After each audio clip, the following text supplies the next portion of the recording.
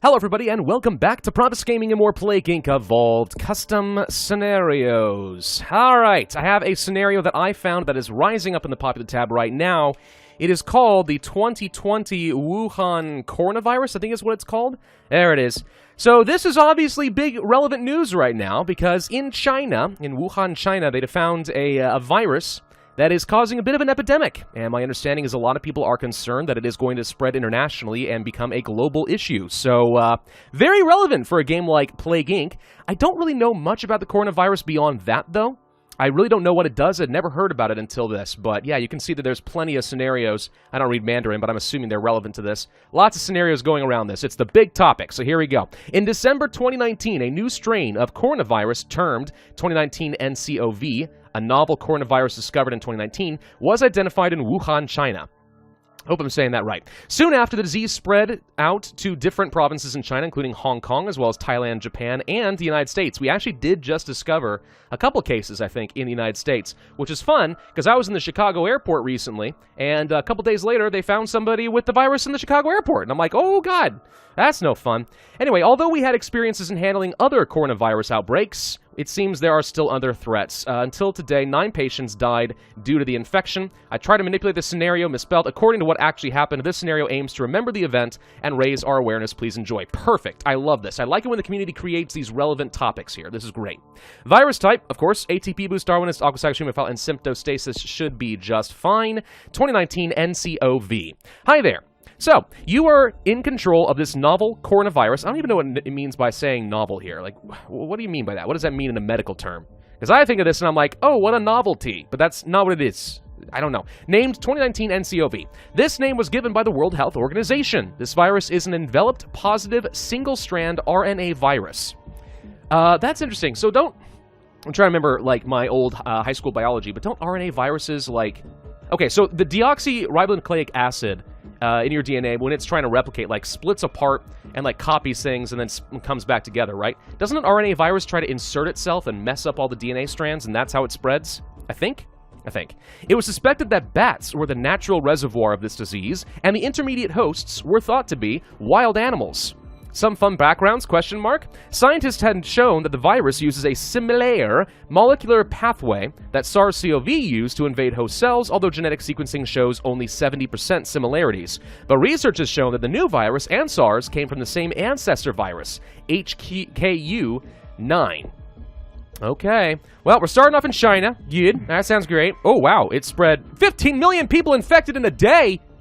Dude, that's more explosive than I expected. Okay, so transmission. We start off with bats. Bats were thought to be the natural reservoirs, missing an R, of almost all coronaviruses, including SARS and possibly MERS. Typically, they do not transmit the disease to humans, but this time they did.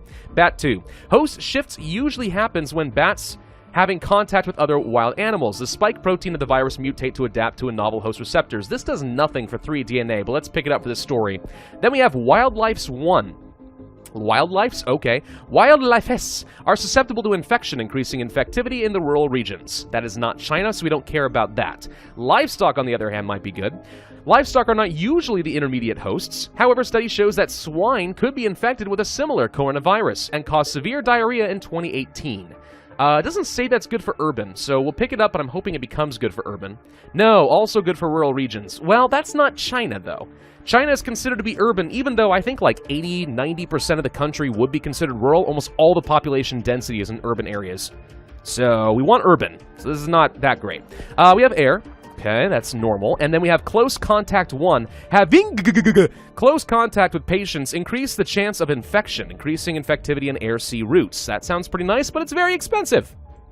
Symptoms, what do we want? We have fever, which can be fatal, severe dehydration. We have insomnia, less productive, more severe. We have coughing, chance of spreading from in high-density urban areas. Pick it up, thank you.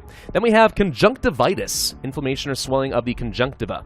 Not bad, a little bit of severity and some infectivity, I'll pick that up. Pneumonia, very good in the cold climates, which we're not yet. Sneezing, always a good pickup, very good for infectivity. Abilities, we have our standard cold, heat, and drug resistance, and our viral instability. All right.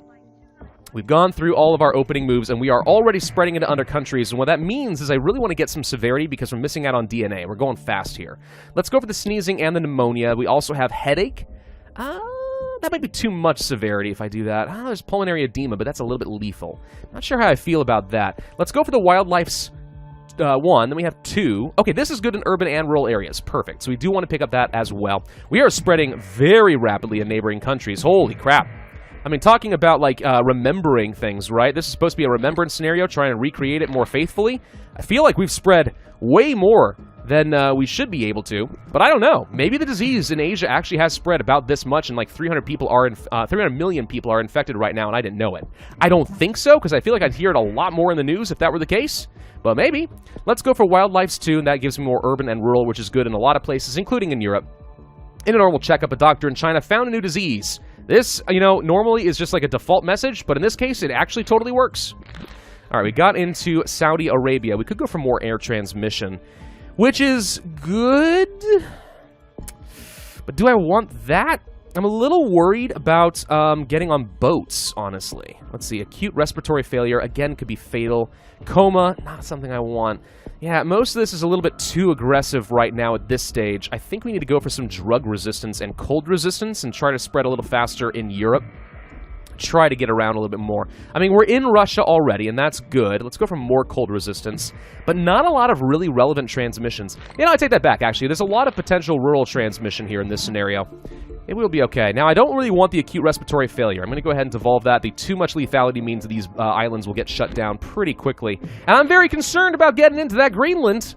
Very highly concerned about that. We got a lot of really early DNA just from exploding in China. How are we doing in India? Not quite hitting critical mass there, which actually surprises me. I'm going to go for livestock 2, which leads to the zoonotic shift. Okay, genetic shift allows for changes in the spike protein. Okay, so this is probably pretty good. I don't know what this is yet. I'll bet you it has something to do with infecting humans more effectively. Pulmonary edema. No. We're going to get rid of that as well. A little bit too much. Much as I enjoy the severity, we actually have enough for now. The zoonotic shift costs how much? 21. It's a little expensive. I might want to switch this around to getting to transstasis, but there we go. So we have zoonotic shift. This probably will lead to extra mutation chance. Still no idea what this does. So, okay, I guess we have to go for close contact if we want to get on the boats. I mean, I say that. I mean, most of the ports and stuff have not shut down. We're doing really well in places like Russia.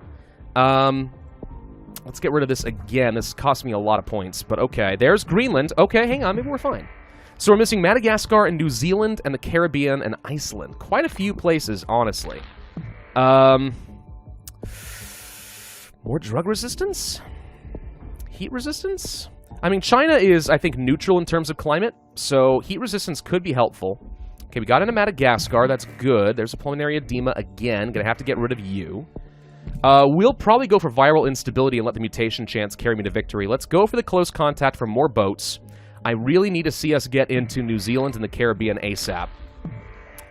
Let's get drug resistance to spread faster in the United States, because that's a little slow at the moment. Some people are starting to die. We need to get rid of that pulmonary edema once again. The good news is mutation chance is clearly pretty aggressive. So once we do... Oh, there's coma. Once we do let it go, I think we're going to find ourselves spreading very rapidly. Again, I have to get rid of this, though. Come on. Okay, we got New Zealand. That's good. Caribbean. Can be a little tricky. Iceland, I'm surprised, is still having issues. Gosh, it keeps trying to mutate. The Darwinism is really costing me a lot of points right now. But okay. Now, just a little bit more. Come on.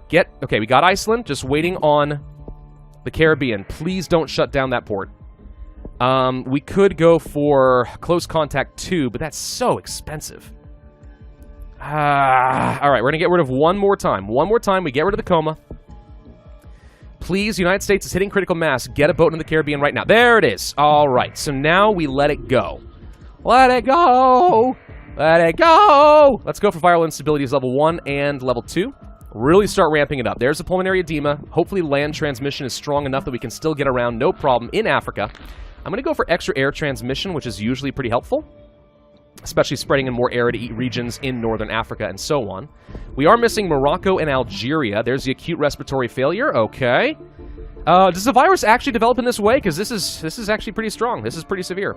There we go. We're in every country. Alrighty. So now we just let the game carry me to victory. So we have acute respiratory distress. ARDS happens when fluids fill the alveolus. alveolus of the lungs, thus causing a low oxygen level in the blood. So what is that, hypoxia? The lowered oxygen deprives organs around the biddy, could be fatal, all right? And pulmonary fibrosis, intense exercise. We already have the coma. We could go for the fever. Let's pick that up. We also have inflammation, swelling, obstructs breathing, and systemic infection.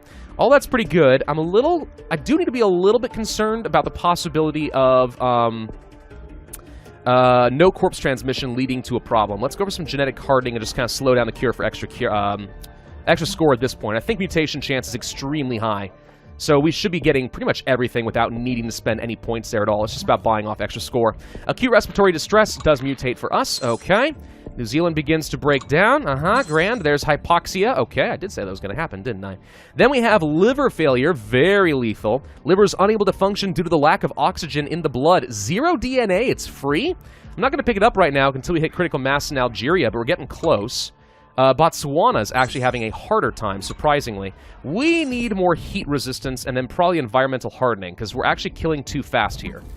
There we go. Systemic infection. That's it. Okay, that's what we were looking for, was the resistances. Dunskies. Now I feel like we can go for the liver failure for free. We have septic shock. Very lethal. 10 DNA. Pretty cheap. Acute encephalitis. Also pretty effective. We're not overkilling, are we? Does everyone? No, there are no healthy people left in the world. So we go for the acute encephalitis, we go for the septic shock, and then we have the total organ failure, and that is everything. Nicely laid out symptoms, by the way. I find this pattern very pleasing. All right, now everyone just plops over dead and we win. Can we afford any genetic reshuffles? Not unless we get 26 DNA, which I don't think we're going to. And the mutation patterns are extraordinary, say the remaining 5 million people in the world.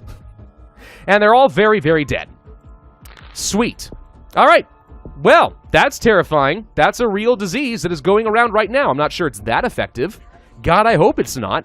But, yeah, just this a reminder sometimes, guys. Plague Inc., you know, it's all fun destroying the world and killing a few billion people on repeat, but, the reality is there are deadly diseases out there and people actually do die, and these kind of things can happen. So, be very afraid. 304 days, 51% cure progress, a little bit high for my taste, but okay. 76,336 points and 3 stars overall. Not bad. Yes, I would say that this is a very well laid out scenario, lots of good customization, and also very, very relevant. Thank you all very much for watching. I hope you enjoyed. If so, then I would ask you to hit that like button, leave a comment, make sure you hit that subscribe button, and of course the notify bell as well, because that's really, really important, and I know for a fact that only about 16% of my audience has done so. So statistically speaking, you're probably one of the ones that hasn't. Do it. Do it now. I'll see you guys next time. Thanks for watching.